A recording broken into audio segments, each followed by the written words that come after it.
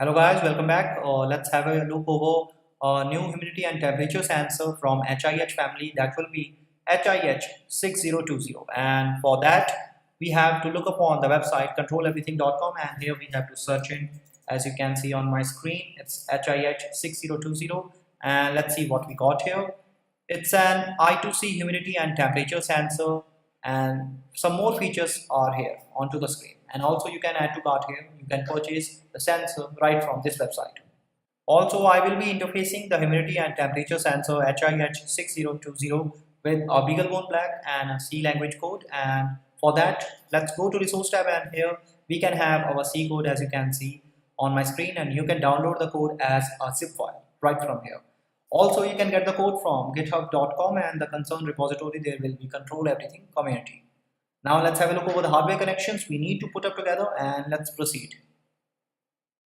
Well, for the hardware connection setup, the first thing we require is the BeagleBone Black, which you are able to see on my screen. And this here is an I2C Shield for the BeagleBone Black.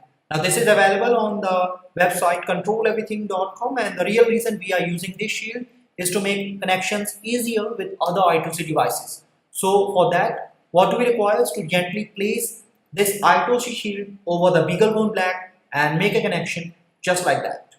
For the power up setup, we require two things. The first is a mini USB cable just like this, and gently insert it over here. It is very useful to power up the BeagleBone Black. Now to power up the I2C Shield, we require a 5-volt adapter, which you are able to see on my screen, and gently insert it here.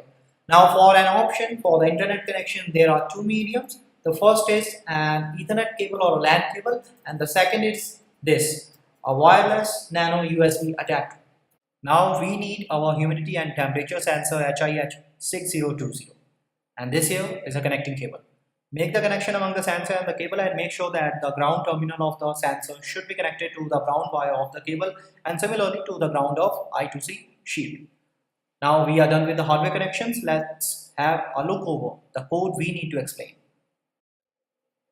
Now coming to the interfacing part, here we need to log in to github.com, and after that we have to search on for the repository that will be Control Everything community. And here we go, and this here is the sensor HIH6020. This is the code, C code we require to explain, but before that let's go on to the instructions part. Here we need to set up the BeagleBone Black first of all, and beaglebone.org is the official link from where we need to install the relevant software and drivers, but do it carefully. After getting that, we need to download the code onto the BeagleBone Black, and this command will compile and this will run the C code. Do it carefully.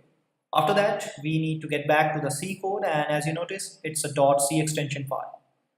We have included first of all in the code some of the header files and the libraries, and in the void main function, we are going to check the I2C connection and I2C bus is going to open or not. Then we have the address of the sensor, that will be 0x27.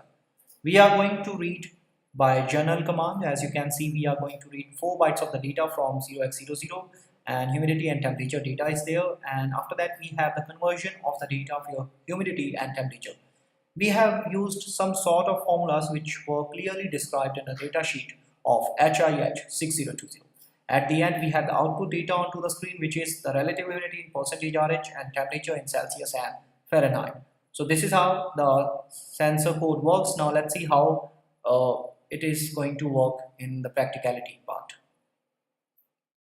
Now let's have a look over the working part, and for that stuff to take place, we need to copy the entire code as you can see on my screen, and open up the terminal for the BeagleBone Black, and here we have to create, as you can see, a new file with .c extension, and after that we need to paste the entire code, and then at last we need to save it.